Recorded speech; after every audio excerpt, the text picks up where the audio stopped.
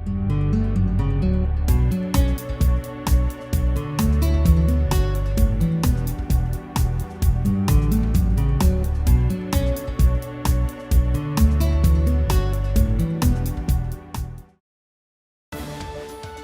Plainville Board of Education, preparing students for success in a changing global society. It's 7 o'clock. I'd like to call the meeting to order. Can we stand for the Pledge of Allegiance? Mr. White, if you could pledge, please.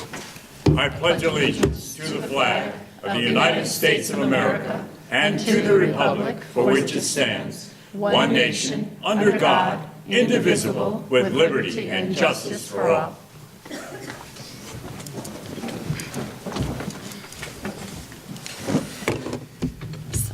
We have a special presentations today for a proclamation for school counselors.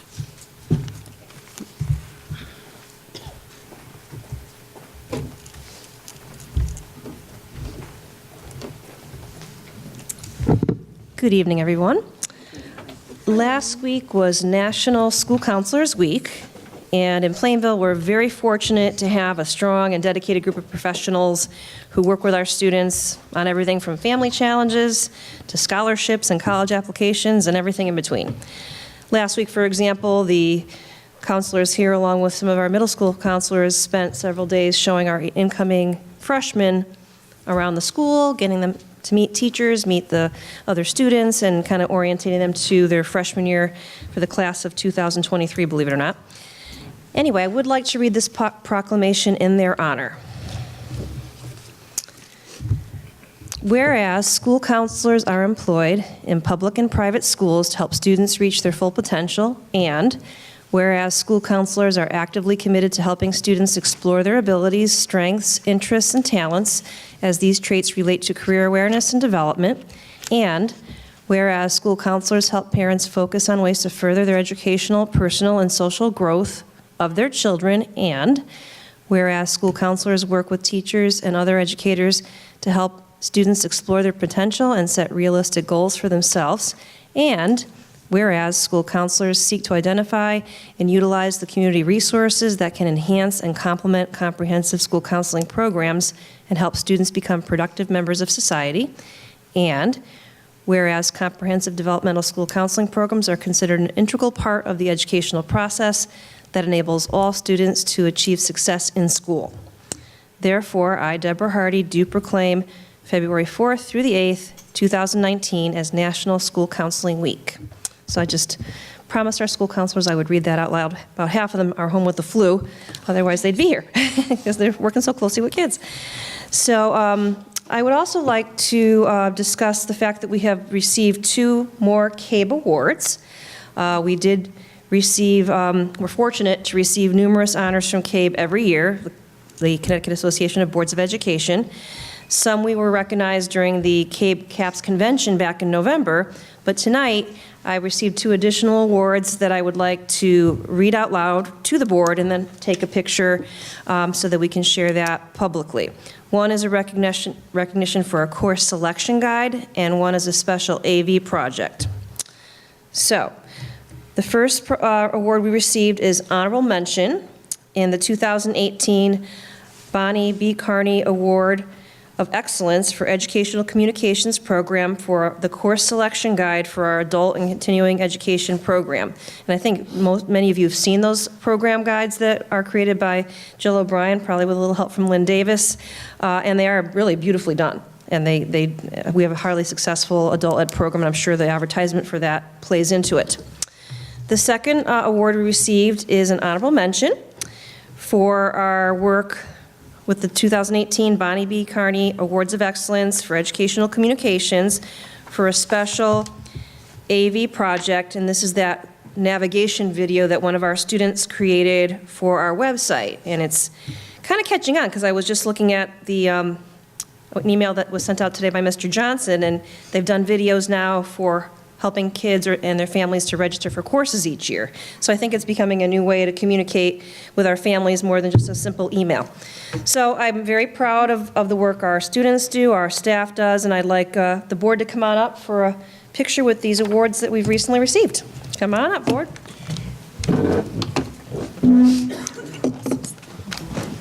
This one's a little crinkly, but. I'll shave your Oh, thank you. Have a sense of humor. Yeah.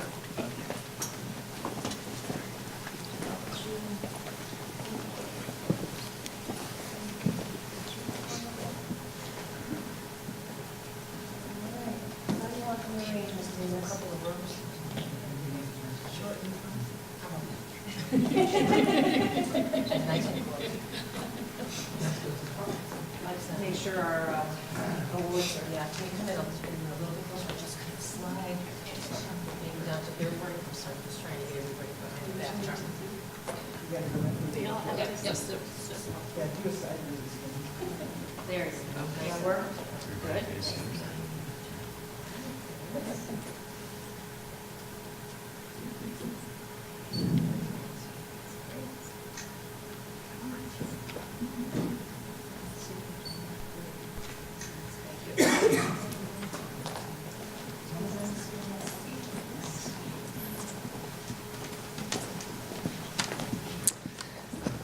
And that concludes the special presentations for this evening.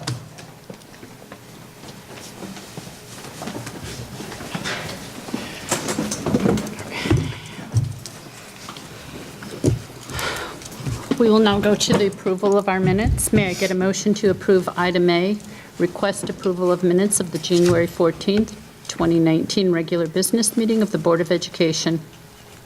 Madam Chairman, I make a motion to approve the minutes of the January 14th, 2019 regular business meeting of the Board of Education. Second. Are there any corrections, areas of concern? The motion unanimously carries. May I get a motion to approve item B, request approval of minutes of special meeting of January 22nd, 2019 budget? Madam Chairman, I request approval of the minutes of the January 22nd, 2019 special meeting of the Board of Education, the budget workshop. Do I have, Second. are there any corrections, areas of concerns? Motion unanimously carries.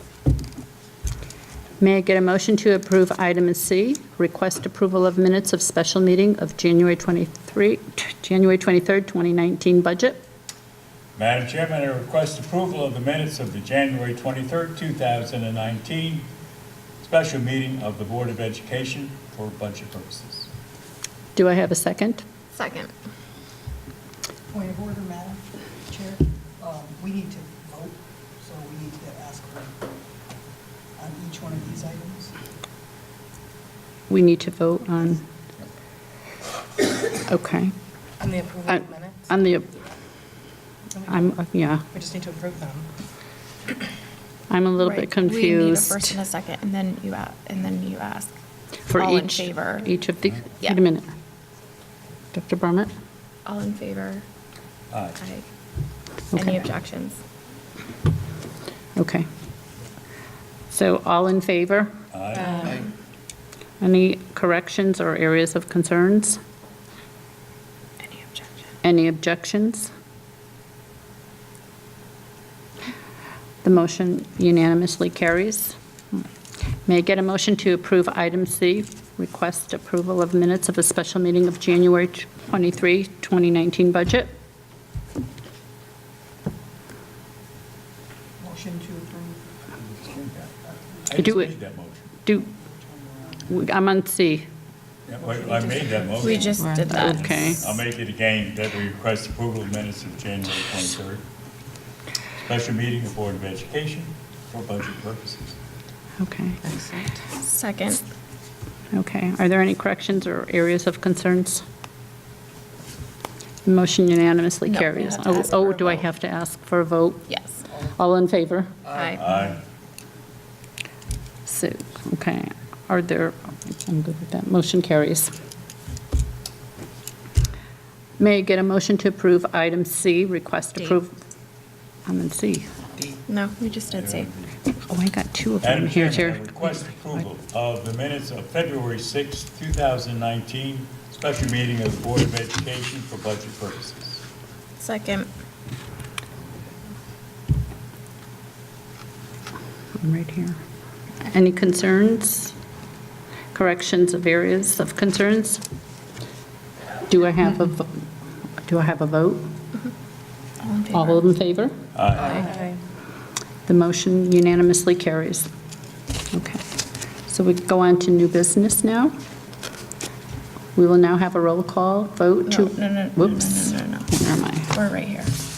Council I'm on liaison. this one. Oh, Or, okay. I'm sorry, first, response to citizen This is comments. different from this one. Citizens. Okay, citizens' comments. Do we have any comments from citizens?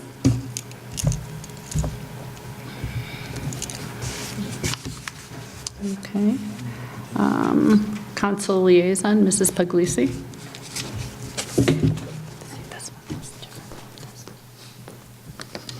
Good evening, Kathy Puglisi, 50 West Broad Street. I have a few items for you since I've last visited with you.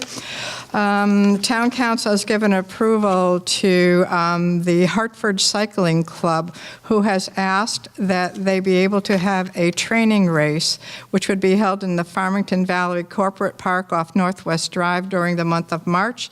These will be held on 4 Sundays throughout the month, providing the weather is cooperative. Apparently this group had done this some years past, and it's a group that gets together, and this is their warm-up for the season, if you will, and we apparently have a very nice space where they can go around in circles and hone their skills for the upcoming season. So the town council did approve that, and they'll be going out again, providing on weather. So that's kind of a fun thing. If anybody wants to go, it'll be on Sundays in March. The council also recognized the work of the Senior Center through Sean Cohen and Rhonda Guberman. They came and visited us a few weeks ago and spoke to us about an initiative that they are proposing, and this would be called the Townwide Betty Bocas Month of Service. Betty Bocas was an active member of the Senior Center. She certainly was somebody who gave her all and was a major volunteer at for many years at a great many events, and particularly at the Senior Center. What this involves is they are asking groups to participate in a Change the World Through Caring and Kindness network between March 15th and April 15th. Again, the way this would work is if anybody is performing any volunteer activities, even if it's a kindness of bringing a meal to somebody that may be ill, if you're going to pay back and buy a coffee for somebody, some act of kindness that you would do. It doesn't have to be anything big, it doesn't have to be publicized, but they're looking to encourage people to volunteer and perform acts of kindness throughout the community, and they would also like, if you are so inclined, to collect that information. If you'd send a little note over to the Senior Center, they're going to have a little graph that they're keeping track of all these things, and I would imagine they're going to get lots of participation, and this is certainly in memory of Betty Bocas, our late state representative who was instrumental in helping the Senior Center for over 20 years. A couple of other things that happened, the Norton Park concession building bid, for several years, probably 20 years or so, there has been discussion of building a concession stand at Norton Park, which would include some new bathrooms as well. This would be located across from where the softball fields are at the gravel parking area. I don't know if you're familiar with that. It's adjacent to the walking path that goes through the park. We have some funds remaining from a state grant that were dedicated for park improvements. The cost of the building is estimated to be $282,000, and a contract was awarded to Millennium Builders of Rocky Hill. And all costs of the grant will be paid through all costs of this project will be paid through a state grant. So it is kind of a project that we have been thinking about for quite a while, but we now have some funding to do that. We have some drawings, and I think it'll be a great enhancement to the park. We have lots of things that go on at Norton Park. We have concerts in the summer. the concession stand would be open, and the details of how it's going to be manned and run are yet to be worked out. The Park and Recreation Department and their advisory board is going to be working on some of those things. Organizations such as the Youth Soccer League will be able to participate with it, and the Youth Football League will be able to certainly man that particular place during their events. So I think it's going to be a good enhancement to the park, and it's been on the drawing board for a long time, so we're happy that that's going forward. I also would like to announce that Cal Hauberger has been appointed as the Interim Economic Development Coordinator for Plainville. Cal is a graduate from Fairfield University. He's been working in the town manager's office as an intern. He recently finished his master's degree in public policy administration. He will be taking over the responsibilities formerly held by Mark DeVoe, who has left to go on to other things. So we're quite excited that Cal has decided to stay with Plainville. He's an energetic young man. I think he'll be a great face of economic development for our town. So that was announced at our last meeting. A couple more items. We're going to be working on the traffic signal in front of the municipal center. The state DOT is going to replace that. They're planning to install a system that relies on infrared cameras to determine the volume of traffic rather than the trip sensors that used to be in the street.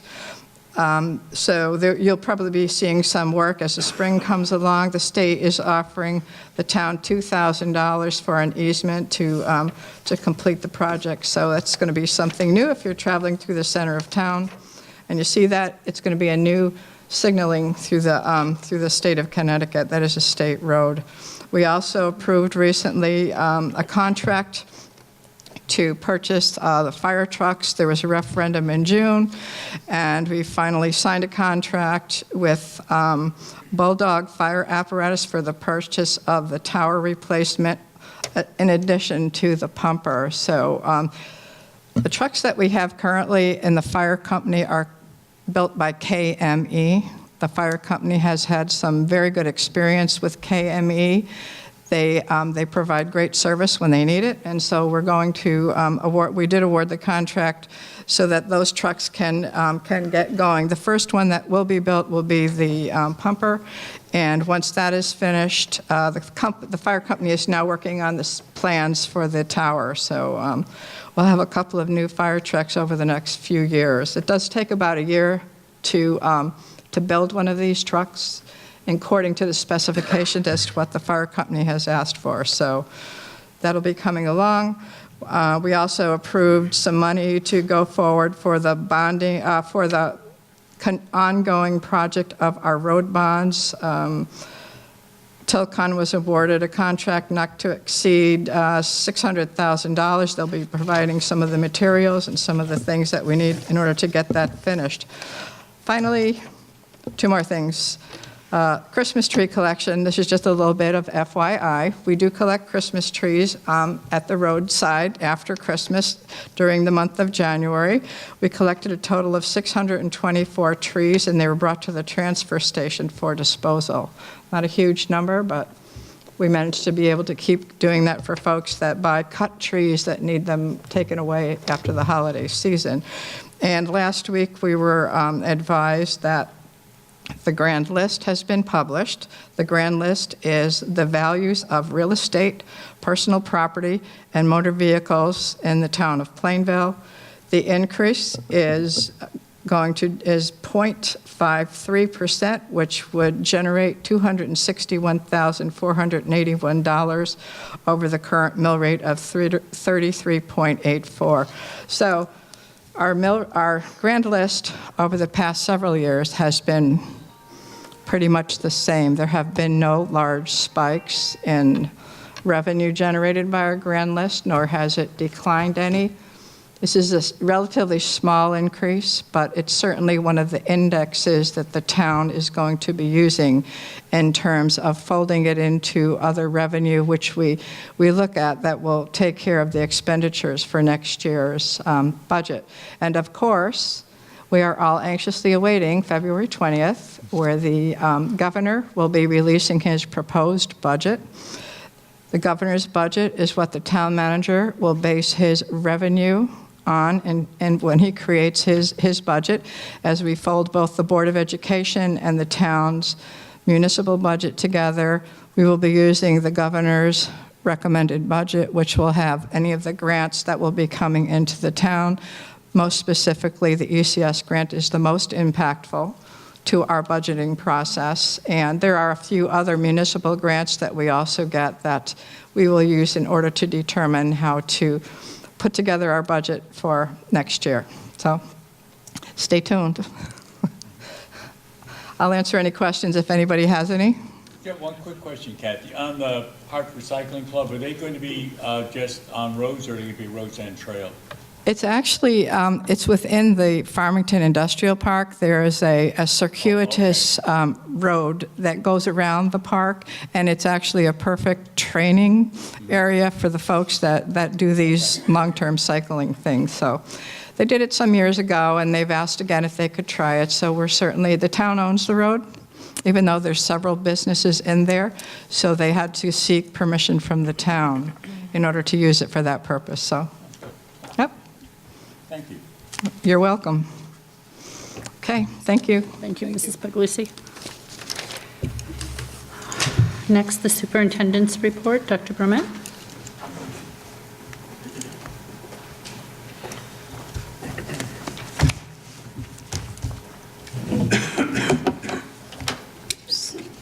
Good evening.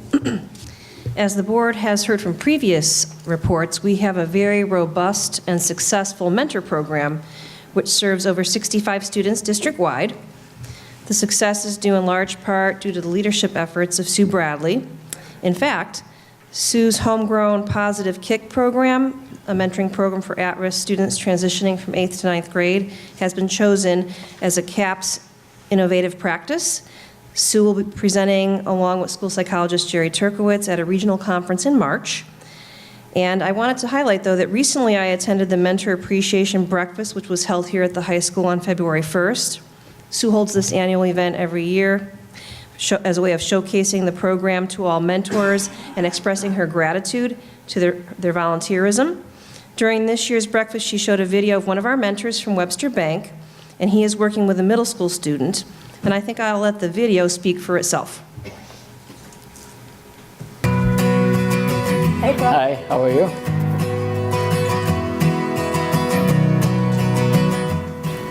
So, Amir, do you remember the first time we met all those years back? I'll have to dig down in my brain. Don't take this personally, but I thought you were gonna be like the guy to like yell at me if I made a mistake. Very strict. The second time we met, we were like, third time, we were like. My favorite thing actually is to actually just sit down and just talk to you about, the fun you have, either on vacation, during the weekend. We do play a lot of games too. A lot. Like football, or like sometimes even Uno. Right, a lot of Legos and Mad Libs. Let's not forget Mad Libs. Definitely Mad Libs. It's the best part of my day. Oh yeah, I can just get loose and start talking. That is the whole point, I think, of this, having someone that you can open up to who's not a parent or a teacher, and or someone else, right? Yes. This is something I do look forward to every week. People think that, yes, I am here for you, but I think, you're also there for me. Based on all your experiences in this mentoring program, what do you think in the future? Would you want to be a mentor to some other child? I think that I can, send the courage he sent to me to other kids. Keep on telling me to do better, not letting me give up. Let him know when to keep your temper, laugh when you need to laugh. I think everything he's done for me, I can send it off.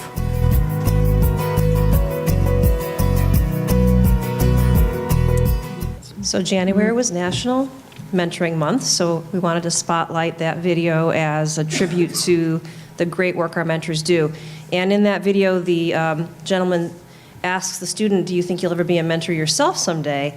And that's another thing that Sue's trying to promote is kids who've been mentored all the way through school are now being called upon in their high school years to mentor the 8th graders. So I believe currently there are at least 1 or 2 kids part of the Positive Kick program who are now going to be mentoring an incoming eighth grader. So that's really cool. So that we'll be spotlighting that at the CAPS presentation in March.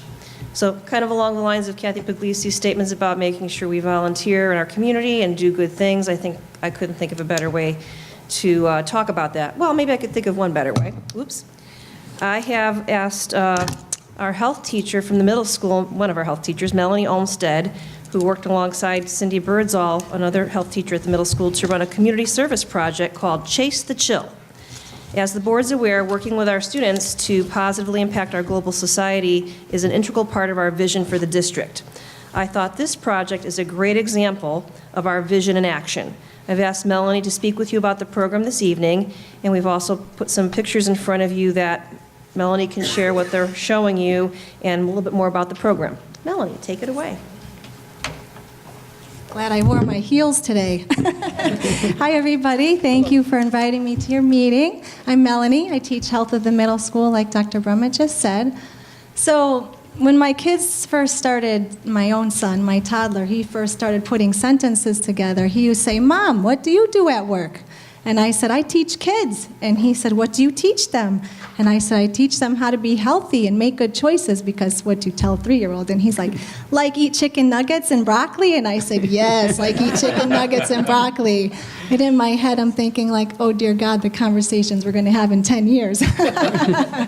So I would be that person responsible for those fun dinner time conversations our students are hopefully having with their parents and guardians. So after he was saying that to me, I thought, what could I do in addition to teaching health and taking them skiing and snowboarding? And I thought, what do they need? Where do I see a little gap? And I really feel like our kids could use more empathy. You know, they have empathy, but I feel like the more exposure we give them to empathy, there's never too much. So I was like, where am I going to get these ideas? So I was thinking the first thing that came up was that hurricane, when we had a hurricane a few years ago. So we did a canned food drive, and we had cases of water and canned goods, and my health room was like, it was up to the ceiling, and we donated it to the pantry, and they came with this big white van, and we packed it to the gills, and the kids were standing there with their little signs about it, and they were so proud and beaming with excitement about helping. So I said, oh, I think we have something here. So then I'm laying in bed one night in the next winter, scrolling through Facebook, and by the way, they think I'm ancient because I'm on Facebook. I'm not cool because I'm not on Snapchat. So on Facebook, I saw this idea of what you can see in the photos, like these scarves tied to trees, and I was like, oh, this is awesome. So I solicited our parents and guardians and staff and students and asked them to bring in used scarves, gloves, and hats is how it started. Gently used or brand new. We even had one student crochet them herself, which was like, I was like, oh. So to see her hang her own was super cool. And we got about 75 of them last year. This was last January. So I thought, now how am I going to get these things out into the community? And so I called Roberta Brown and said, can you help me? Can you bring me that white van? Anybody else got a white van I could use? So she, along with Amy Kivett from Kids in the Middle, we all got together. We packed the van full of kids this time with all of our scarves and gloves and hats. And we went over to the bus stop by McDonald's. There's a little bus stop in town by McDonald's. And we hung them all, you can see in the photo, we hung them all on the trees there and the bench and everything. And we also went over to youth services because they have like that little park. So we hung them there on the trees and in the bus stops and the benches. And the last stop we made was the library, the public library. And I went in and asked the director, where can we put these? And she's like, oh, just put them around, you know, the library, the people will take them. Well, the kids saw this gentleman. They saw some gentlemen, actually 2 of them in the library, who looked like they were inside seeking warmth. And they were like, Miss O, do you think that they're gonna take our stuff? And I said, I bet they will. So we left them around the library. And the next day, Roberta Brown did a drive-by, and she called me. She's like, oh my gosh. She's like, everything is gone. And I was like, yes. So everything was taken, and they were super excited about that. So this year, oh, we put that little sign on there. I am not lost. Please take me to Keep Warm, Middle School of Plainville. So that was very successful. We are super excited. This fall, we did another drive called Sweaters for Vets. I don't know if we have a picture of that, but what it is I happen to find anything to do with the U.S. military and veterans is close to my heart, so I was like, oh, let's do this. So we collected gently used sweaters and donated them to the VA. And honestly, people end up cleaning out their closets when they donate stuff to you, so I got all kinds of extra clothing items, let's say, and a lot of extra coats. So this year, just a month ago, when we did the drive again for Chase the Chill, I said, let's do the scarves and gloves and hats, but let's do coats too. So it was so cool. We like zipped the coats around the trees. I think there might be a picture of a coat on a tree in there somewhere. If not, that's what we did. And we went to the same stops. We went to the bus stop, the library, the youth services, and oh, there's one of the kids zipping the coats up. And there was actually 2 people sitting on the bus stop bench this time. And I said to the kids, just hang back a second. Let me go over and talk to the people so they're not like, why are all these kids coming up to us? So I went over to them, and they were actually residents of New Britain. So I said, this is who we are, this is what we're doing. And they were like, this is so awesome. And I was like, yes, I know. And they said, you should really bring it to New Britain. They said, you should see the homeless people in the parks in New Britain. So now my wheels are already turning that next year perhaps we could extend our services beyond Plainville, which would be really great. And then another place we reached out, which was unexpected, was simultaneously in January, we are teaching the students about teen dating violence, sexual harassment, sexual assault, healthy and unhealthy relationships. So we have this gentleman coming in from Prudence Crandall that we got a grant for with the help of Dr. Brummett.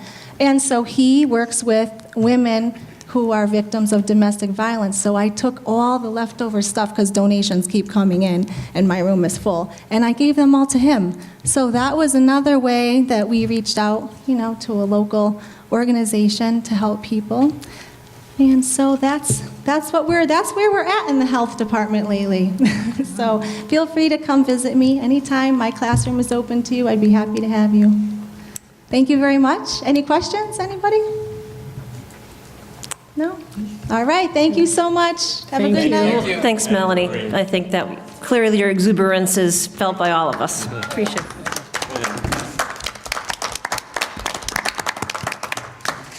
Well, I see that Mr. Guarino has made his way up to the podium. I can't think of a more fitting person to follow Melanie than her principal, Mr. Guarino, who is going to give us a presentation on the state of MSP. Oh, Melanie is such a great example of everything that's great about the middle school. It's a great place to learn. We've got great people there. And I, again, would like to thank you all on the Board of Ed for giving me this opportunity to speak about the middle school. And I love my job, and I love to talk about the middle school, so thanks. Waiting for my slideshow to come up.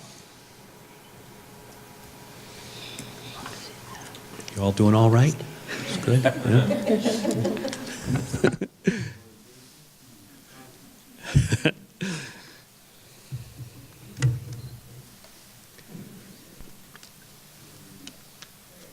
There we go. Well, I always start with some pictures. So you're going to see some photos of students and teachers having fun and learning at the middle school over the last year or so. And that's kind of where I was just a minute ago. But I like to start, as always, with the district's vision statement.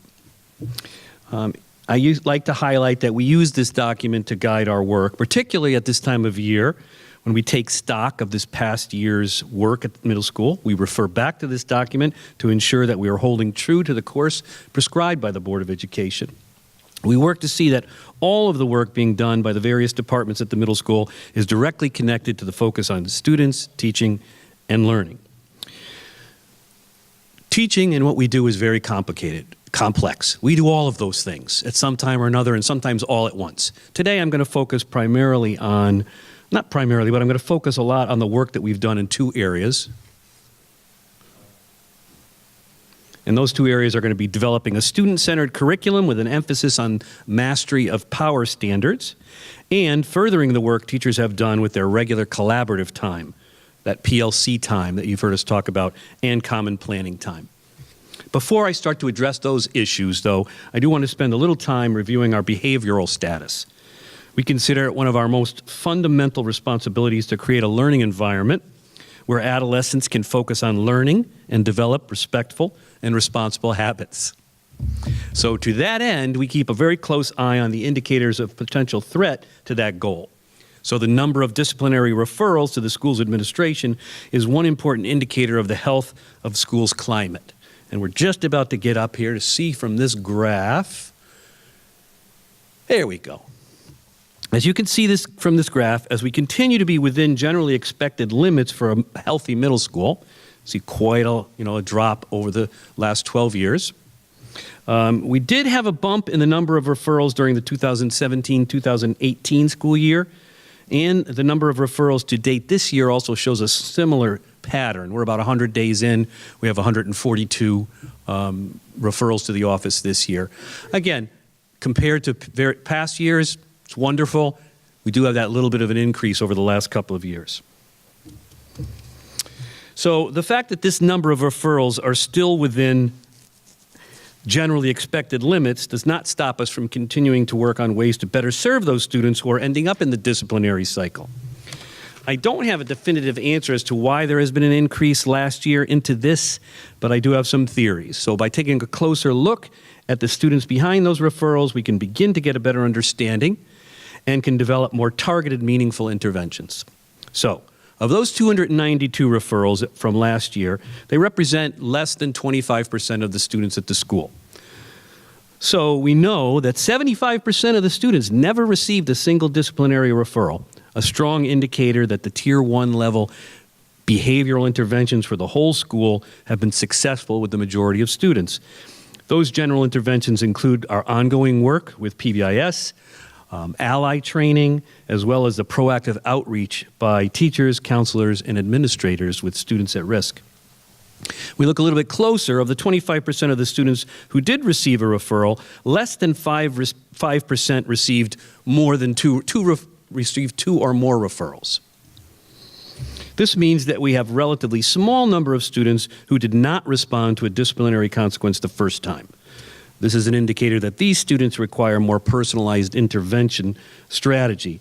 The data on referrals also reveals that our students with diagnosed disabilities run afoul of the disciplinary system at more than twice their rate in the overall population. So you can see from that figure, 40% of the students receiving referrals had an IEP or a 504 plan, yet they make up only 20% of the student population. While it's not surprising that students who are disabled in the school environment will experience such difficulties, it does not excuse our need to continue to develop proactive strategies to help them succeed in our schools. Being able to proactively work with these students is key to preventing them from getting caught up in the disciplinary system, which, by the way, is the least successful way to change behavior. Finally, the number of referrals coming from the bus drivers is the single highest location for student misbehavior. This is probably not a surprise to many who are in education. It accounts for more than 40% of our office referrals come from the bus. Each one of those referrals can take an average of 15 minutes to process adequately, some much longer. Because again, we're often talking about trying to uncover a behavior or understand a behavior that happened with no adult seeing it, because it's on the bus and it gets reported by children. Crowded buses and lack of adult supervision are key factors in preventing a reduction in these numbers.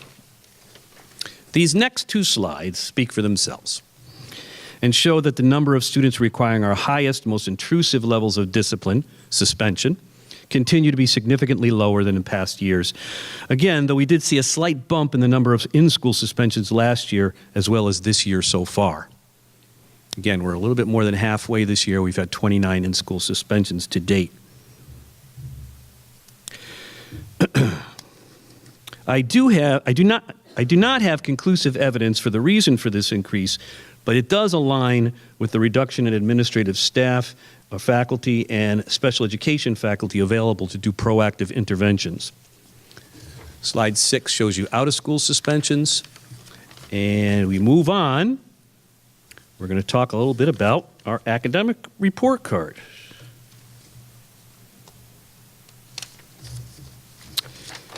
Last year, I asked the MSP instructional leaders in math and language arts, Robin Newport and Elise Scafuri, to present to you our plans for addressing the relatively flat scores over the previous 2 years on the SBAC. We were concerned about it. We had plans to put in action, and I brought them in here to explain it. The focus of our plans last year was on using professional learning communities, the PLC, time for curriculum realignment, improving assessments and feedback to students, and standards-based learning and teaching. And as you can see, the results overall were very productive. I'm very proud of this. We had a problem of practice, we put a theory of action into place with certain strategies, and it made a significant impact, particularly in the 6th and the 8th grade. I'd like to draw your attention especially to that 24% increase in the cohort of students scoring at goal as they move from 7th to 8th grade in math. That's a remarkable increase and a tribute to the work that our teachers have done. The next one shows the language arts scores with a similar pattern. Okay. Next, I want to show you the PSAT scores from a grade 8. They show grade 9 there too. It's a similar test, so I want to see the growth that kids have made. We expect them to make from 8th to 9th, but this is the first time we've given the PSAT at MSP, and we were very pleased with the performance of our students. Our 8th graders outperformed their counterparts who took this test across the state. As you can see that in blue, all the scores we had, the overall score, the reading and writing score, the math score were higher than state averages for grade 8. And this performance, I think, reflects well on the instructional practices and the curricular choices made by our math teachers. We also learned that the same students who performed at goal on the SBAC scored well on the PSAT, which kind of confirms that our curriculum is aligned with both measures. We're preparing students the same way for both, not favoring one or the other.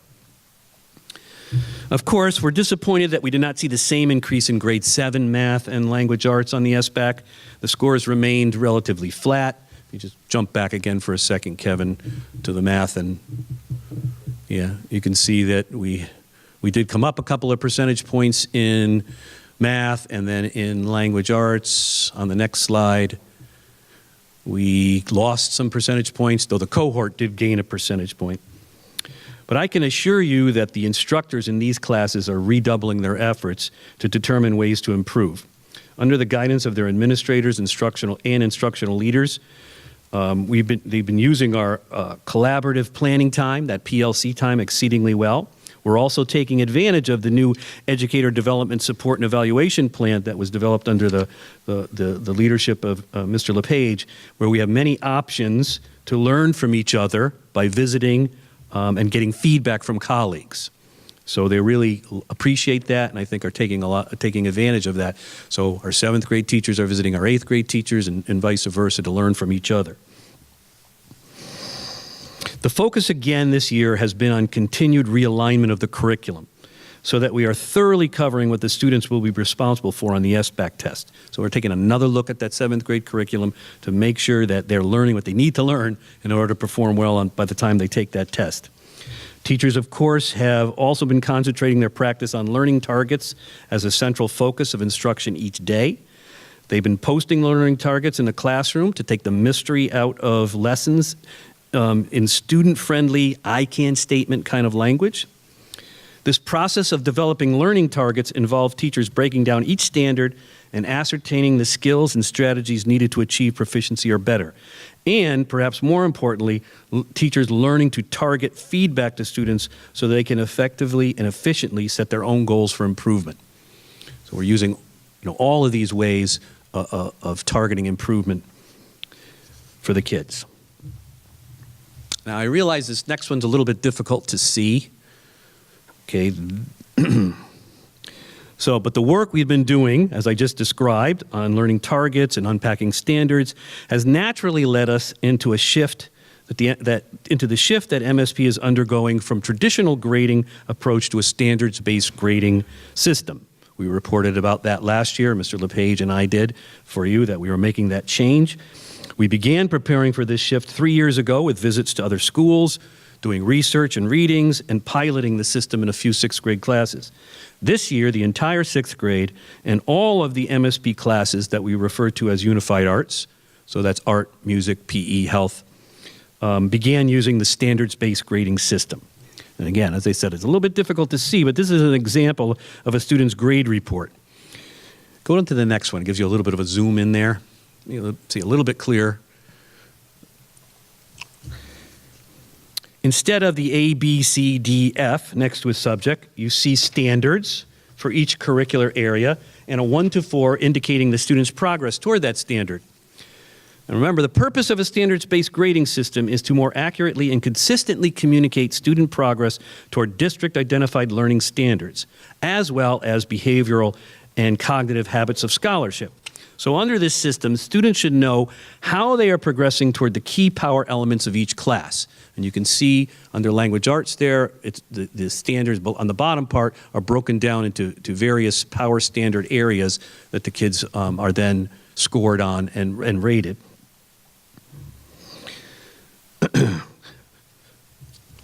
So under this system, students, again, should know how they are progressing toward the key power elements of each class. Not just that overall in language arts, for example, they had a B, with no clear indication what aspects of the class they have mastered and what aspects of the class they need more work on.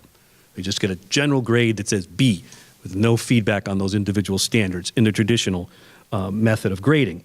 With the standards-based grading, all teaching and learning flows from the standard. So, for example, a standard might be producing focused, clear, organized writing. Students must produce focused, clear, organized writing. That standard becomes the learning target, and all instruction is developed with that in mind. More time then is spent by teachers understanding how to get kids to the learning target rather than just keeping track of what assignments they've completed or haven't completed. Teachers are also using multiple strategies during the learning cycle to make sure that all students recognize, understand, and aim for the important learning target of the lesson.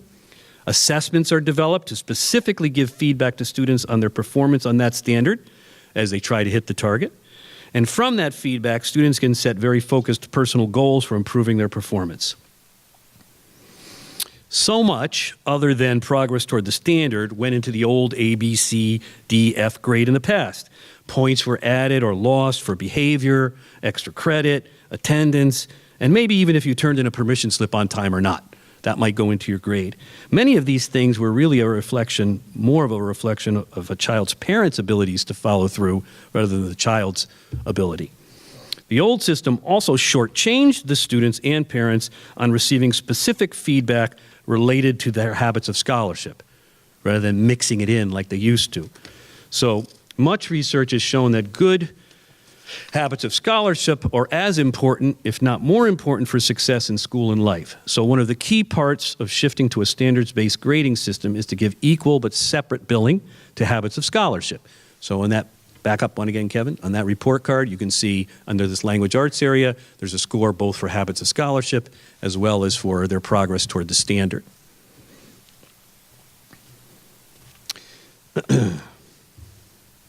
All students in all grades and classes, now this is also in 7th and 8th grade, now get a report card on their habits of scholarship. This slide shows the rubric we developed and used. The main categories on which students are assessed are respectful behavior, having a growth mindset, independent responsibility, and classroom responsibility. And there's some, more detailed specifics under each one.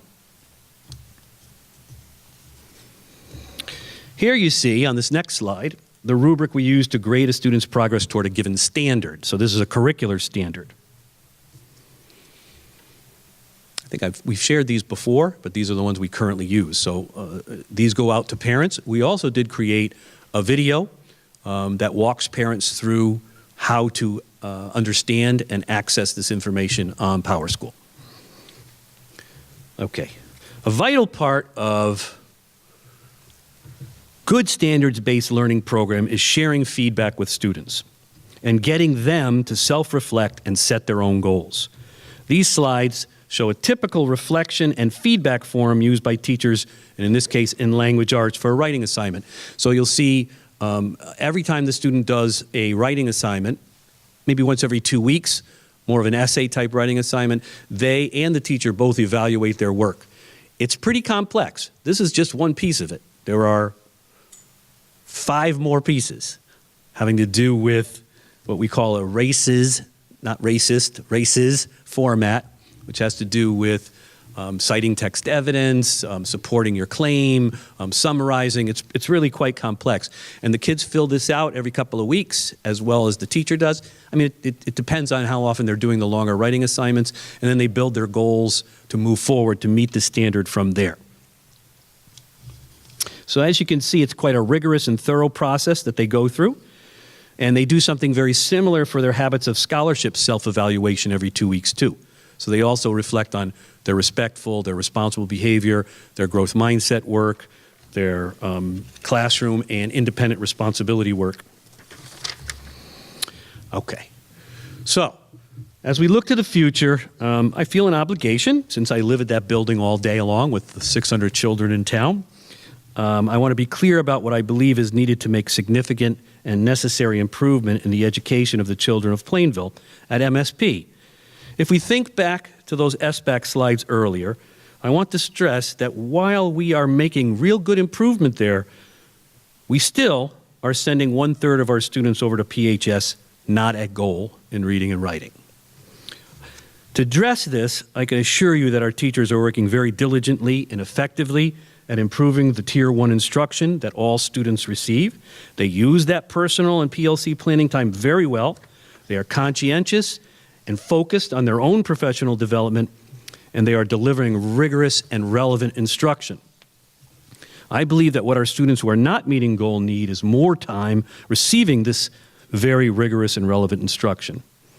As you're aware, I modestly recommended and will continue to recommend that we replace at least one language arts teacher in the future in order to adjust schedules to increase the amount of instructional time our below goal students get, particularly in 8th grade. I believe that we would also benefit from an increase in our Tier 2 and Tier 3 intervention time. These are the individualized plans and instruction we develop for those students who are not making expected progress in the Tier 1 curriculum. It's a little more individualized, a little bit more specific to that child. We do now have an ELL instructor part-time at MSP, which is wonderful, thank you, but it is insufficient to fully meet the needs of our increasing English language learner population, and I too would recommend moving toward at some time a full-time person in ELL at MSP. We also have reduced 2 special education instructors over the last 3 years. While we continue to meet our legal obligations of IEP hours, our teachers do a great job doing that, our special education faculty and staff are stretched to the point where they are not always able to proactively work with some of our neediest behavioral students. I believe that this, along with that decrease in administrators at MSP, has a direct connection to the increased number of referrals and disciplinary consequences our students with disabilities get. And finally, please know that reducing bus routes has a direct connection to the amount of time lost in class by students as we process the daily bus referrals. The tighter we squeeze the students onto buses without dedicated adult supervision, the more likely they're going to touch each other and conflicts will arise. The middle school, and this is no surprise to anybody, but again, we live there, our children live there many hours every day, so I want to just put this out there. It's soon going to be 30 years old. As a whole, it looks great. The maintenance and custodial staff do a fantastic job keeping the building clean and attractive and functioning. And I know you are likely to be aware already, but I would be remiss in not drawing attention to the inevitable wear and tear that occurs when 600+ people use a facility day in and day out for over 25 years. The roof leaks. No surprise there. A couple of pictures there show you that. It's a big flat roof that is almost 30 years old and has a lot of perforations for equipment. So there are many areas where we have problems with each rainstorm. In one worst case scenario a few years ago, we lost a $10,000 piano and thousands of dollars of sheet music in a particularly bad leak. The parking lot, by the way, thank you all very much. Thank you to the town council for our new parking lot up where the tennis courts used to be. It's great, it looks great, and boy, it has been come in handy for some of our school-wide events that we've had where we invited teachers in. I really appreciate that. But The parking lot, drives, and curbing are a mosaic of cracks and missing pieces. One picture of what most of the lot looks like.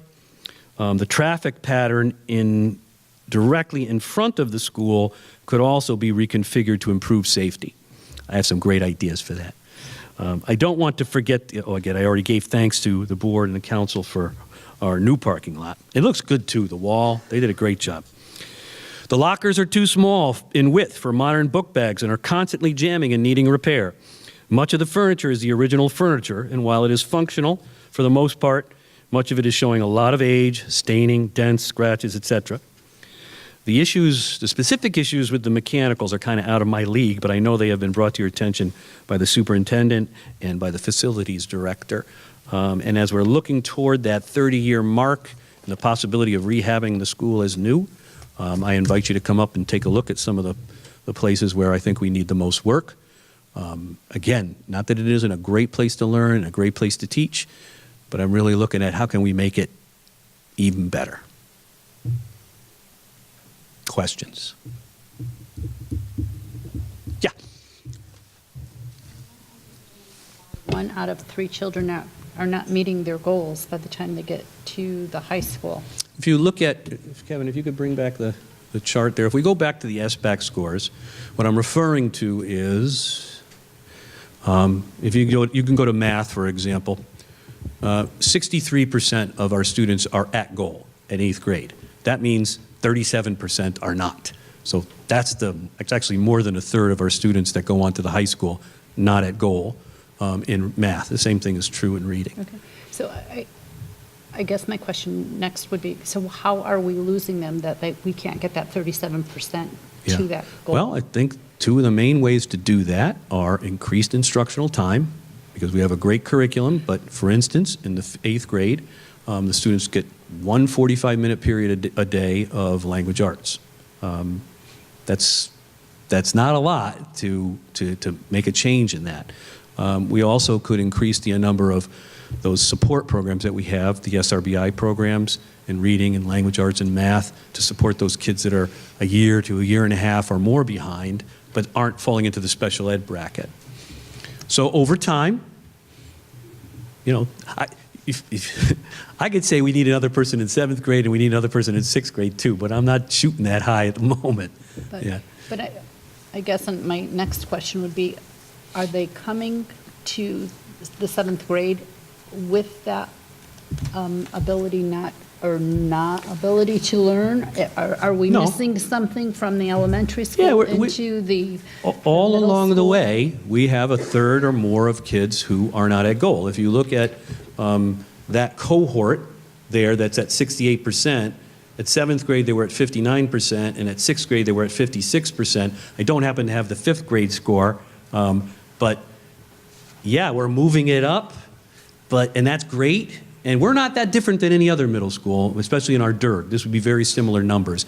But I think, I worry about that 32%. They're all along the way, And they're growing. It's not that they're not growing. They're just not growing at the rate we would like them to.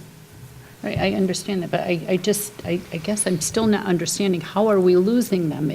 There's got to be a gap someplace from the elementary school to the middle school. I don't know that it's from the elementary school to the middle school. I think it happens kindergarten, 1st, 2nd, 3rd, out of the home, all the way.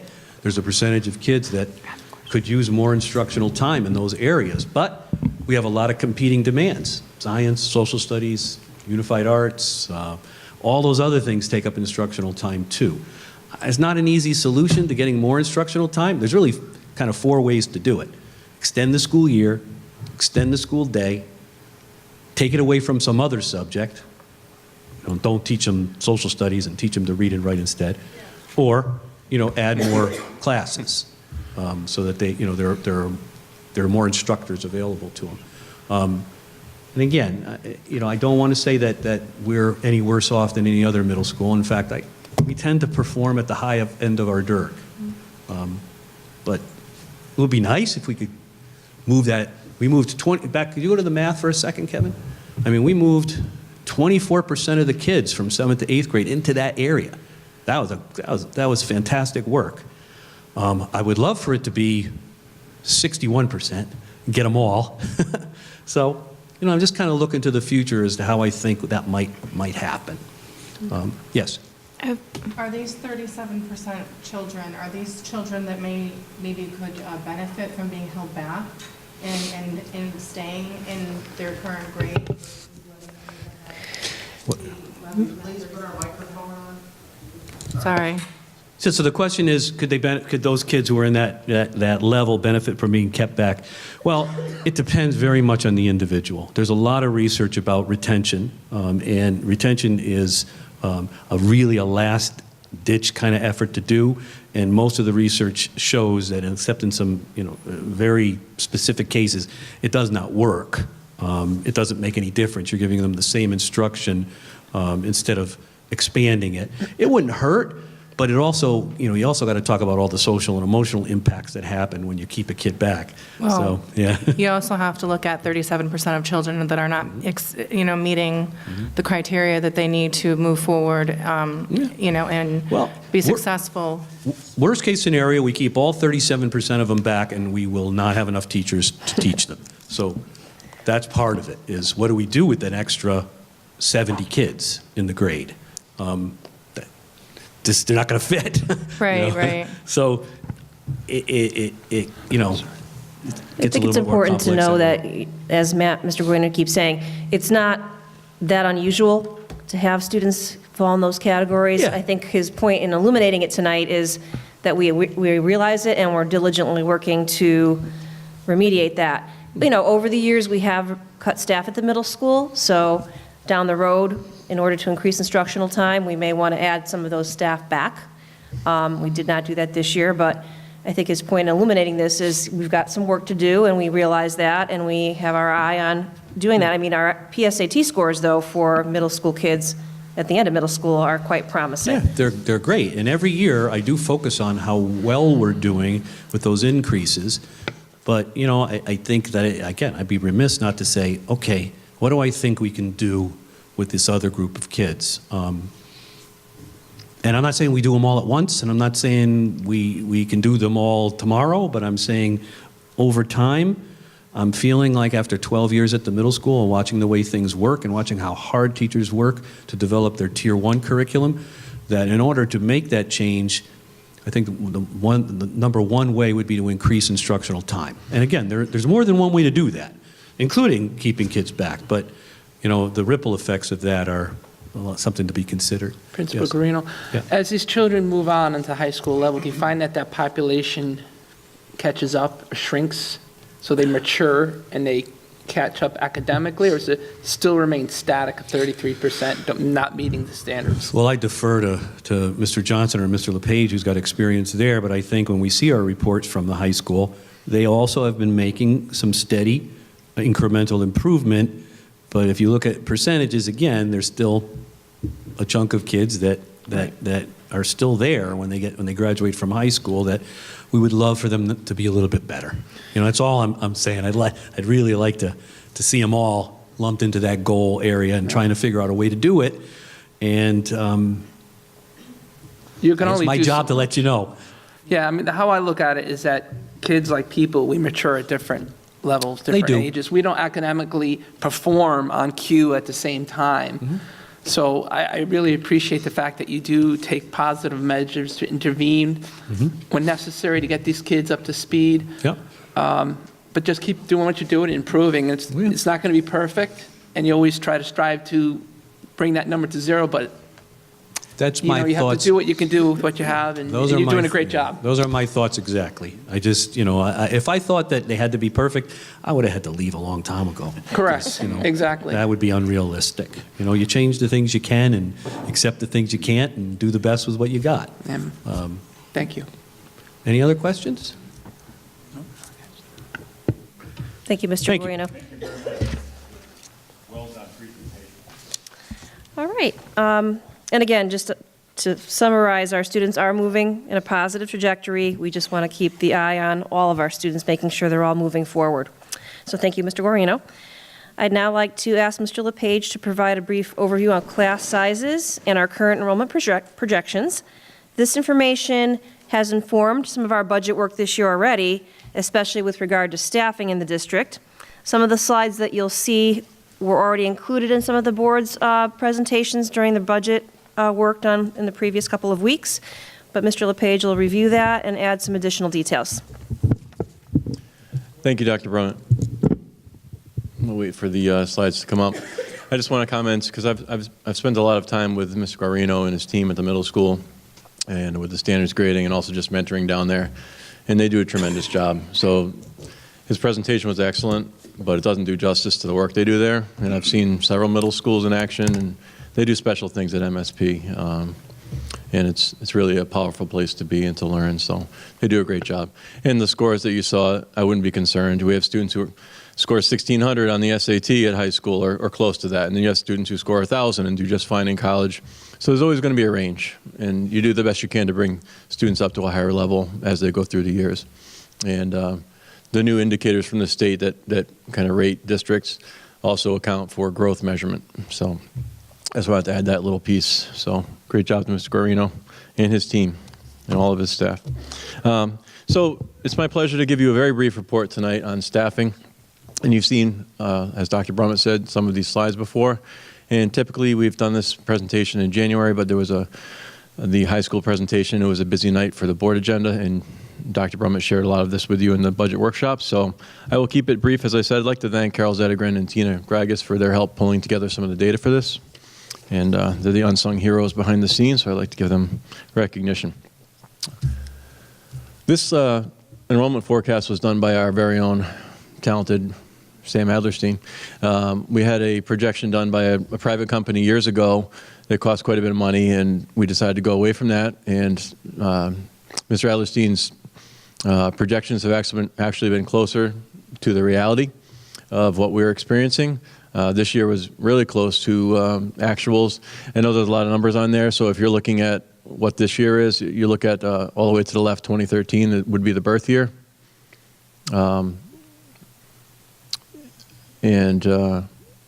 So you just follow, I'm sorry. Thank you. So for this year, the enrollment was 2372 as a projection, and we're pretty close to that. This is a big grid of numbers that takes into account births and everything else in town. So like I said, Mr. Adlerstein's numbers have been very close to the actuals. We've leveled off a little bit, but not much. On the next slide, this is just a bar graph representation. The forecast from the original company back in 2012 is in red, and the actuals are in dark blue that we've already experienced. So you can see that there's quite a dramatic difference between the past couple of years between the forecast and what the actuals are. So Sam's numbers are much closer. So that's good news for us when we're looking at staffing and staffing our schools adequately. That we're right on track where we thought we would be. On the next slide, you have just a general picture of the overall in-district schools and what our enrollment is looking to be next year. This is all very much subject to change. We have some years we have a large number of people move into the district. So we can't always account for that 100% accurately, but this is a very good ballpark figure about what we should have next year in district in our 5 schools. 1,052 in the at the elementary level. That's for all 3 schools combined. At the middle school, 523, which I believe is down 2 from this year of 525. And at the high school, 698 is holding pretty steady. I think it's up 1 for next year. And again, those numbers are subject to a little bit of change. So the total for the in-district pre-K to 12 is projected at 2273. The next slide shows, as you know, we have a very robust open choice program. We have about 119 students in district, 117, 119. There's some change every year. And next year, the asterisks next to the pre-K, we have 9 students who have requested Plainville as their first choice for pre-K. So the total estimate for our open choice program, that brings in well over $1 million and also some wonderful students to our student population. We have about 117 we're expecting for next year. It's a tremendous program, and Plainville is one of the leaders in this program and has a tremendous reputation with the choice program. The projected magnets, it's questionable whether we should include them in our enrollment. We do pay some money for them, quite a bit of money, and it tends to keep going up for the Hartford and the correct magnets, as well as a couple of others. But that number has gone down because of the tremendous programs and opportunities we have in district. We're down to 67 students going out to magnet schools, or that's the projection for next year. And then the total students, including our special ed outplacements, the VOAG and Bristol Tech, those tuition students, there's 33 of them. So added to the other total is 2291. The choice students are, of course, included in our regular class enrollments. So close to 2,300 students projected for next year. The next slide you did see at a budget workshop. This is for the elementary schools, and all the pretty colors just show you the migration, if you will, of students from one grade to the next, and how we have to adjust in collaboration with our elementary principals and our administrative team. We look at staffing needs. We look at keeping the class sizes particularly smaller for pre-K, K, and grade 1, where you really need very small class sizes in order for them to learn at the level they need to learn and be prepared for the higher grades. And sometimes that's done at the cost of slightly larger class sizes in grade 4 and 5, especially grade 5 moving forward for next year. This year, grade 4 was pretty large. So that's a decision principals have made because they really like to see the lower grades smaller than the upper grades.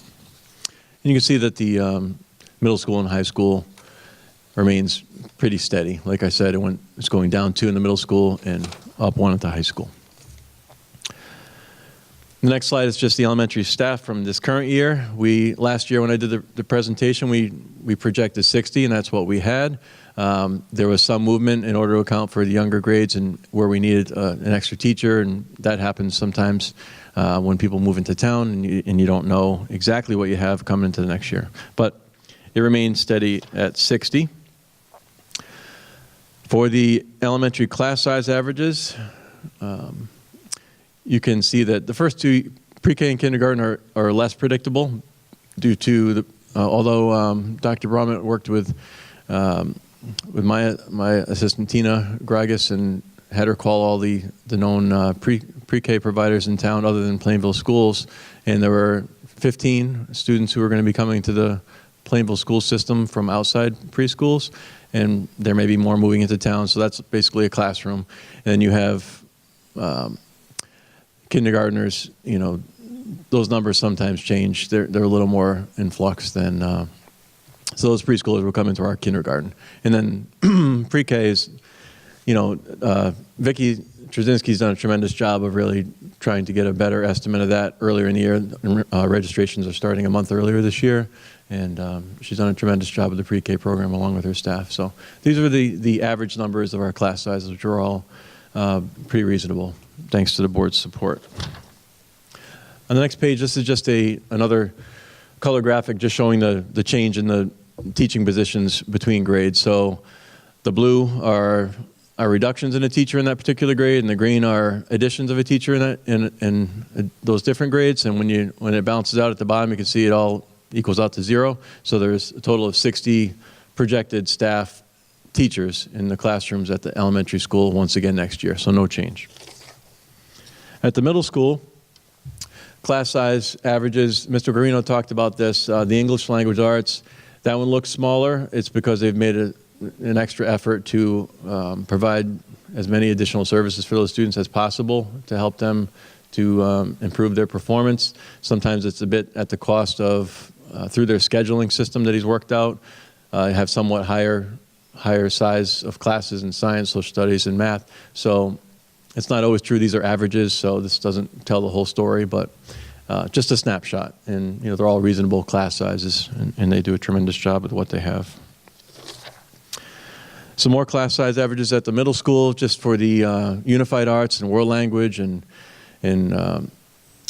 PE, and some of these you'll notice are smaller, but most of the time it's due to safety reasons. You can't have 30 kids in a shop or a STEM lab art class. The music class doesn't account for the large band and chorus. Those are not factored into 14.4. That's just general music classes. So the band has 71 and the chorus has 85. So if you average those in, that number would be much larger, of course. And then family consumer science, cooking, you're not going to have, 30 kids cooking in a kitchen. I wouldn't recommend that anywhere. So some of these numbers are a little bit smaller, but for a reason. At the high school, and it's all important, but this is important because this year the staffing changes are primarily at the high school for teachers. In the proposed budget that you're going to be voting on tonight, we are proposing an additional social studies teacher. Over the years, that department's been cut by a few teachers over the years, by a couple in the last 5 years. But now, with the need for covering all the different electives and programs in the social studies department, they really need another teacher, especially in junior and senior year. Those class sizes are very large, up to 25. So the averages don't say it all, but this is an overall average for the high school core class sizes. So if you look at the chart here of teachers at the middle school and high school, so our total secondary staff, we have 76.2 teachers in classrooms. The point 0.2, we have 2 English teachers here at the high school that each teach 0.6, or 3/5 of a day. So they're not partial people. It's just partial positions. That'd be weird. All right, so social studies, there's an asterisk, we are recommending adding 1 social studies teacher. That is as an offset to reducing an art teacher. We do have an art teacher retiring, and so that's a trade-off for that position to get a new social studies teacher. And also with special education on this slide. Just go ahead, Kevin. Thank you. So this is our summary of reductions and additions of staff across the district in the proposed budget. Reduce an art teacher here at the high school. We have 3. We'd go down to 2, which is still able to put on a tremendous program. There are many schools that have 1, and that's not enough. But 2, we'll do the best we can with what we have and do a great job. Reducing 2 special ed tutors. In place of that, hiring a special ed teacher who has more specialized training and abilities, and then adding the social studies teacher, as I mentioned. And then also reduction of a behavioral support tutor at Linden, in addition of a reading tutor at Wheeler, which is an offset there as well. So anything added is offset by reductions. And I believe that's all I have. I can give you a lot more. I have all kinds of great staffing numbers and total number of certified. We're all set, Time's thank up. you. Is that enough? Time's up. Do you have any questions at all? I'm happy to answer any questions, or Yeah, if you want. Mr. LePage, I'm just curious, with the choice students, what's the maximum amount that the district can absorb or have at one time during the year? There's really no cap. It's a matter of what our schools and our class sizes are. Well, there is a cap, because we wouldn't typically add more teachers just to bring in more students, but we may have classes that are smaller class size. So I ask all the principals, right now we have, I believe, 30 elementary age students who would like Plainville as their first choice for next year. So we go back to the principals, we look at their class sizes like I just showed you, and for instance, 4th and 5th grade, probably not, especially 5th grade next year, probably not a good place to take students from choice, because those classes are already too large, or large enough. But we may have room, in a second, third, or 4th grade class, for some of the students. We don't always accept everyone who wants to come here. It's all a matter of, availability and space, and it's been a great program for the town. Personally, as a principal, getting to know so many of the students, it's an amazing opportunity for them, and it's an amazing opportunity for us. Well, it says a lot when they choose Plainville as opposed to, I live here, I have to go. Well, and to further, support that, many of the families end up moving to Plainville because they love the school system so much in the town, and it offers so much, and it's a great place. So they end up getting a place and leaving the choice program, and then just becoming a regular Plainville student. Oh, that's great. Thank you, Mr. LePage. Oh, thank you. Any other questions? Okay. Thanks. Thank you very much, Mr. LePage. And now for the last part of my report, but certainly not least, I'd like to once again thank my administrative team, especially Mr. Adlerstein and Mr. LePage, for their incredible work in developing and refining our budget. After 3 work sessions, the board recommended the following revisions to the budget, which are included in a packet that you all have in front of you in the goldenrod. I won't be going page by page through that, but it features all the changes made to the summary page, as well as only the pages that we actually made reductions to. So you'll find on every page where there's reductions, it all adds up to the same bottom line. And for those particular line items in which we reduced monies, you'll see a comment at the bottom as to where that money came from. So I will summarize that, though, in my brief presentation. So on the next slide, of course, we've got to talk about our vision statement. As Mr. Green said earlier, and as I say at all my presentations, the decisions that we made relative to the budget go directly back to where we want the district to head per our strategic plan and our vision. On the next slide is a summary of the budget increase chart. We did look at this together last week, and we talked about all the variations and iterations of the budget and where we started, which was 3.44%, and where we landed, which was 3.0%. I did show the board a demonstration of a red line on this slide in which anything below 3% would likely lead to some pretty significant cuts. So we did go pretty lean getting to 3%, but I do feel we can run the district well and continue to move our programs forward at the 3% level. And again, it doesn't hurt to reiterate that a big driver of this year's budget, 2 big drivers, were the health insurance increase again, and our need to provide transportation for our Wheeler pre-K kids to go from the Wheeler area to Linden during the renovation project. So these are all the big influences on our budget this year, but through some hard work and diligence, we did land at a 3% increase. On the next slide is a breakdown of what the board spent quite a bit of time on last week, February 6th, where we met and planned for quite a while about how do we get the budget reduced to certain percentage levels. We settled on 3%.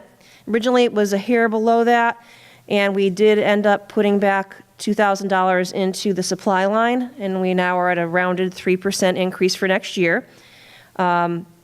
We've postponed some maintenance projects. We've postponed some purchasing of supplies, but we do feel that none of these changes will be significantly disruptive. I mean, as the board heard the other night, and as Mr. Guarino iterated tonight, you know, we didn't ask for everything that we wanted. We did toy with the notion of a language arts teacher from the middle school, and obviously there's been cuts there over the years, but for next year we prioritized a social studies teacher and a special ed teacher at the high school. So we did spend quite a bit of time trying to prioritize our needs, and each year we will continue to look at them and make the decisions accordingly. So it would be my recommendation that the board does approve this budget this evening. While it is tight, I do believe we can make it work. I look forward to the board's support of the budget as we advertise it to the community. I'll be making the rounds to all the PTO meetings, and I will be doing our annual superintendent showcase, which will be April 29th, and that's another opportunity for not only us to showcase all the wonderful programs in the district, such as Makerspace, our Go Baby Go program, after-school programs, NGSS, band, and different bands are going to be performing that night. But also it's a nice opportunity for me to remind the public that the budget vote will be the next day, and it'll also show them some of the things that we're hoping to move toward next school year. So I believe that is my last slide. I wanted to see if the board had any further questions that weren't already answered in our previous budget sessions. Just quickly, we had originally set aside the transportation costs, I believe at $7,000. Correct. Set by 17. What was that reduction? That reduction would take into account that we believe the children can get moved back to Wheeler no later than February of next year. So they won't need that transportation all year. I'm actually pushing the architects to get them back there at Christmas vacation time, but it's safe to say they'll be back there in February. So that did reduce that line by, I believe, $17,000.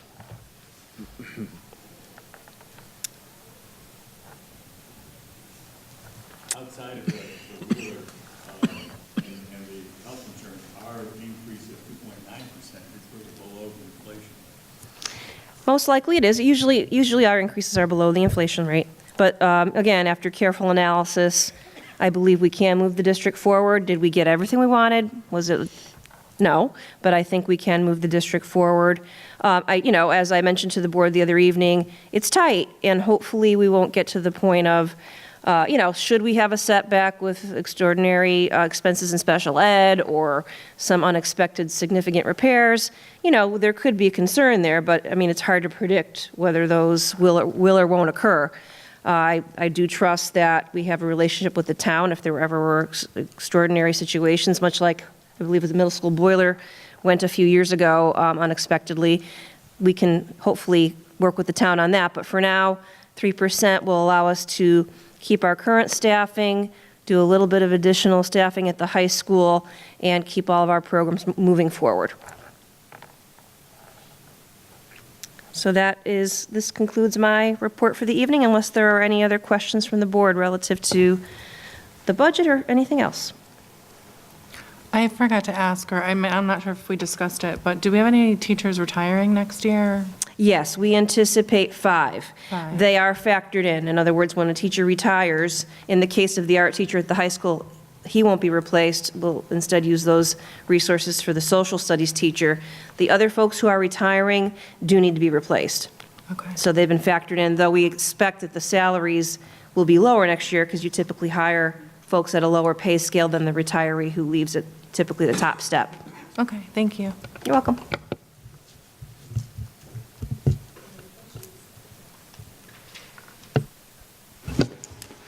Okay, we can continue on with our subcommittee reports. Student representatives Sally and Madeline. Second semester has officially started at the high school. We're getting the 8th graders ready to come up next year as freshmen. The aviators, I think it was, came on their electives tour on Tuesday, and the navigators came on Thursday. And they're all going to have an open house this Wednesday, the 13th. And the student council is hosting a winter ball on February 22nd. And the junior and senior class advisors have started asking students to pay their class dues so they can go to prom this year. And the theater club is making an Alice safety training video. I think it's next week. And registration for courses will be on February 27th. And we will have a break, our winter recess, this Friday, February 15th to Tuesday the 19th. And KIC had its first meeting at the middle school on February 4th, and it was pretty successful. Some of the kids have already really started to bond with the high schoolers. All right, and then just a little sports update. So our cheerleading team has their CCCs on February 16th, following a very successful competition this past Saturday where they took home first place. The basketball team just had their senior night along with wrestling. I was at the girls' basketball game on Saturday and saw them win by 10. It was very bittersweet to see some of my friends play their last home game. Obviously, as Allie mentioned, prom is coming up, so the end of the year is approaching. Indoor track just had states over the weekend, and their season is officially over. Boys swim has a home meet tomorrow against Bristol High Schools at 4 p.m., and registration for spring sports is now open, and a meeting for each sport will be held soon. Emails from Mr. Farrell went out today regarding the mandatory meeting dates.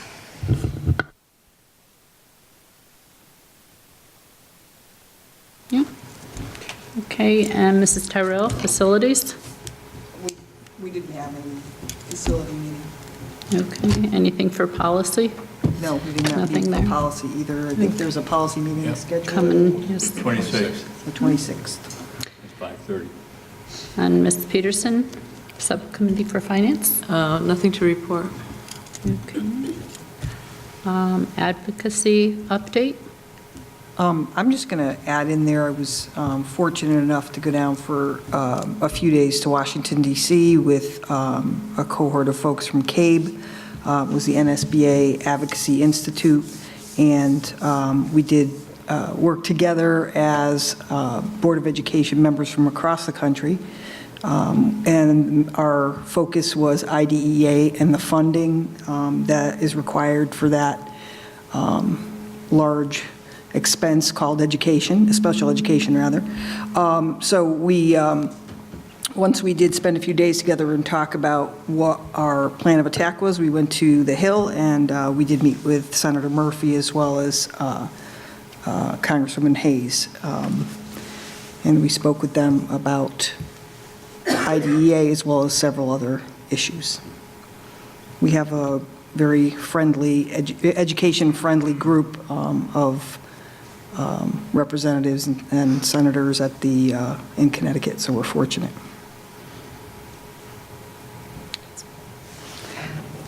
Turf Committee report, Dr. Brummett? The Turf Committee has not met. Okay, the PAC liaison, the Plainville High School report, Mr. White? Yes, the PAC's last meeting was on January 9th, which was just before our last board meeting. Their next meeting was going to be this week, but it is now going to be on March 5th. However, they are doing their Butter Braids fundraiser from March 4th to the 18th, and with the delivery on those on April 12th. That has always been a very, very delectable, really bad for you diet event. And I will have those order forms if anybody wants them. Also, the dodgeball event, which the board had in the past had fielded a team. I don't know if we're going to do it this year, but that event is this Wednesday night, the Valentine's Day night at the Kegel Gym.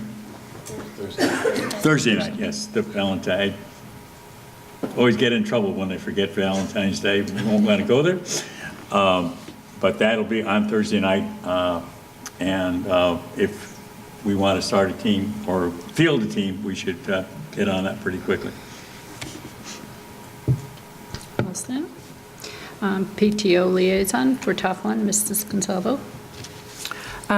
We had our last meeting last Thursday, the 7th, and Mike Koch, the Plainville Food Service Director, attended our meeting to answer questions from parents about possible recycling solutions for the styrofoam lunch trays that are now thrown away each day. He shared that recycling them would require us to buy or rent a dumpster and to find a company that would take them. He believes there's no market for styrofoam, so this would be an additional cost. He explained a few other options, which included washing reusable trays and using trays made of cardboard or other recyclables, other recyclable materials. Unfortunately, all of these come with a cost, so the PTO asked Mr. Koch to do more research about the dumpster as they consider the information that he shared with us. Mrs. LeGoy shared information about the challenges of running the overly successful Curl Up and Read events. She asked us for feedback about options for Curl Up and Read next year, which is very popular, that it's outgrown the parking capabilities of our school. Teflon will also be hosting their 50th birthday party on April 26th from 6 to 7:30. All alumni, along with the past and present friends of Teflon, are invited to join, and that's about it. Thank you. And PTO liaison for Linden, Mrs. Wells. The next meeting is this Wednesday. The past meeting was before our last board meeting, so there's nothing to report. Okay, and for the middle school, Mrs. St. Lawrence? We are scheduled to meet tomorrow, but maybe we'll meet next in March. That's right. Wheeler Elementary, Ms. Palmieri? Sure. They are also doing their butter braids till the end of February. They'll begin before Easter. They are having Valentine's bingo on the 13th. Their Moonlight Reading program will be February 21st from 6 to 8 p.m., and they will have crafts, food, and raffles. And they had a book fair where they raised $1,788.29, and their next meeting is on the 20th. Thank you. And Craig Council report, Mrs. Terrell? Yes, I attended the CREC Council meeting on January 16th, and the main piece of importance for us is there was a legislative update, and we discussed the fact that there's new leadership in the Education Committee. Bills that are going to go into that committee are coming out of that committee, actually, I should say, are due by April 1st. Day on the Hill is April 20th, as you all know, because I think most everybody's registered to go. And on February 21st, CABE is going to be doing a webinar on budget issues. So by February 21st, they should have a little bit of an idea of what has come up out of the committee, so we can get some feedback on that. That's it, thank you. And the chairperson's report, that's me. Dr. Brummett, Nicole, and myself attended a CABE CAPS sponsored workshop entitled Developing Partnerships on February 7th. The superintendents grouped together, the board chairs and vice chairs grouped together, and the discussion revolved around 2 questions. From your perspective, what are the greatest challenges in your district? And from a Board of Ed chair's position, what do you need from your superintendent to be more successful? We then had an open discussion on those questions. We also discussed the importance of the board norms, which included, do we have a vision for the board, a district mission statement for the board, and do we have board goals? It was a very interesting meeting. There will be a final session on April 11th. Maureen, Nicole, and myself concluded with knowing we do need improvements, but are fortunate to have a good relationship. We also feel we do provide our children with a good education to the best of our ability. That's my report. Unfinished business? None. New business? Board open forum? Any board members have anything to discuss? Just a couple things. I just wanted to say that the mentors video and the Chase the Chill report, it was great.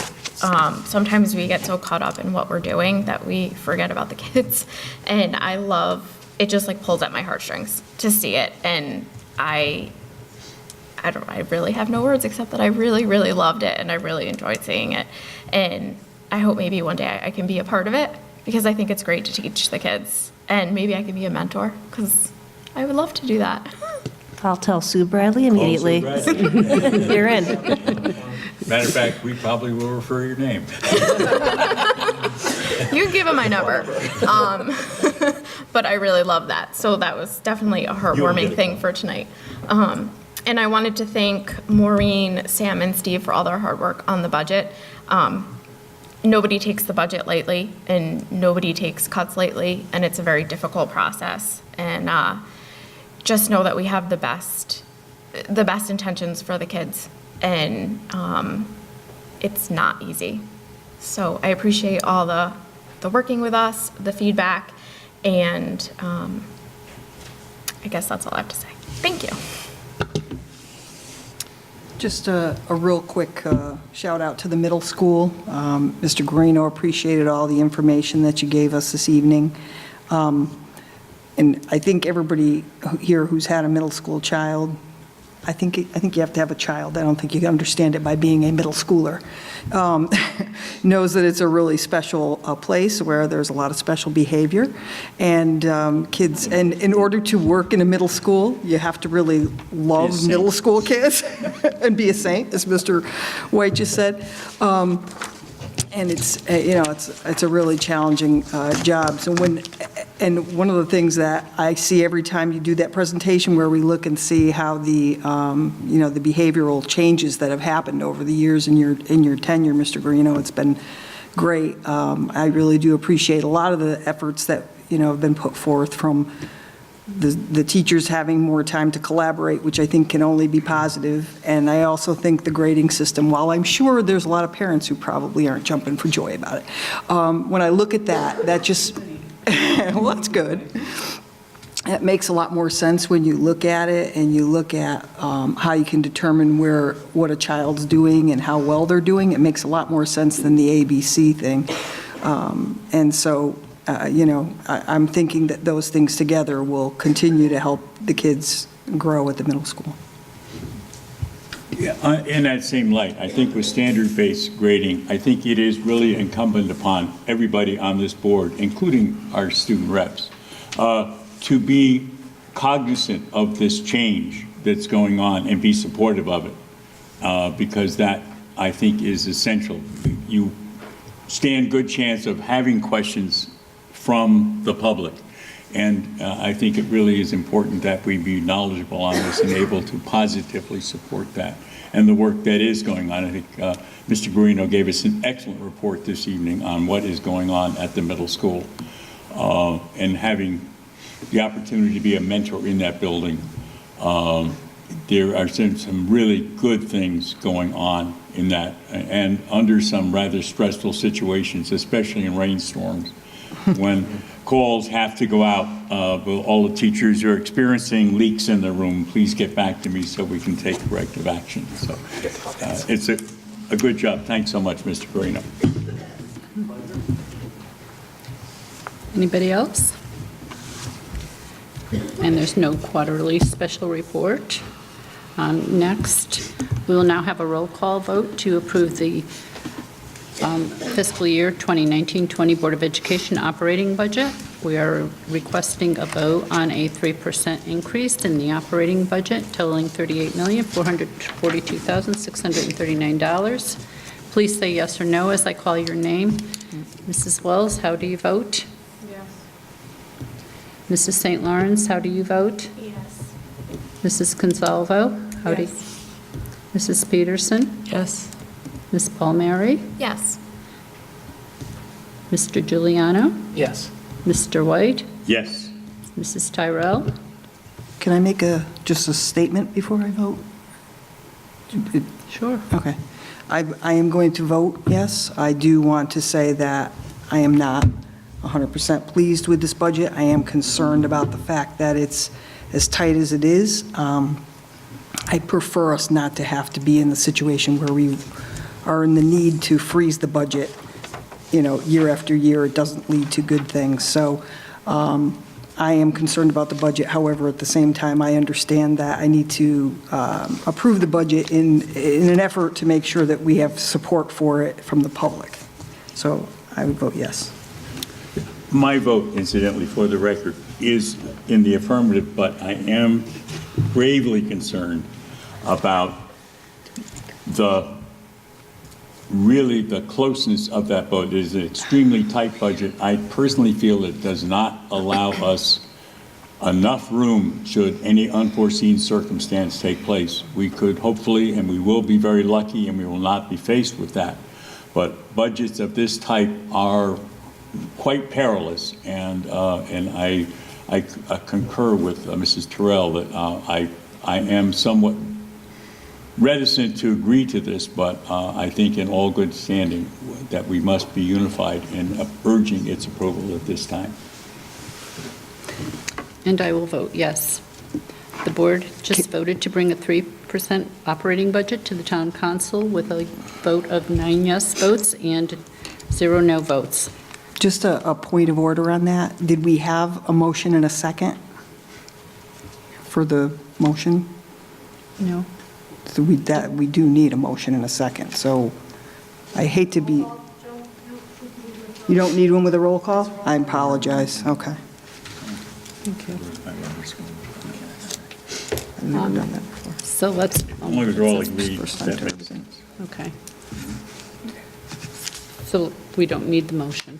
Apparently not. Okay, so we're all set. So it was a 9 for yes and 0 for no votes. Moving forward, may I get a motion to approve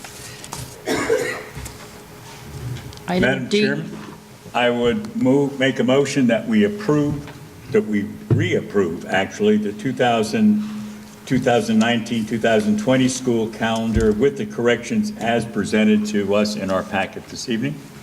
Second. Motion unanimously carries. Oops, oh, we have to do a vote, sorry. You have a first and a second. Cool. All in favor? Aye. Okay, so this passed, the motion unanimously carries. Okay, well, let me just get my steps here where I'm at next. New business. Okay, request approval of the playground sign-off of Wheeler Elementary School project. Madam Chairman, I make a motion to authorize the superintendent of schools and the board chair to sign off on Form SCG-042 to request for review of final plans for the Frank T. Wheeler School Playground as presented, and that letter is also in our packet. It is dated February 11th, and I move that it be approved. Second. All in favor? Aye. Motion unanimously carries. And next to, the consent agenda. Mr. Alberstein? You just do with it. Okay. Food service report? No, We you did just do an approval. Okay. Can I get a first? So can I get a first and a second? Motion to approve the consent agenda as All in favor? represented. Second. Oh, I was, sorry. All in favor? Aye. Okay. An adjournment, Megan, motion to adjourn. I motion to adjourn. Do I have a second? Second. Be funny if All in favor? Motion carries unanimously. The meeting is adjourned. Thank you very much. breakfast.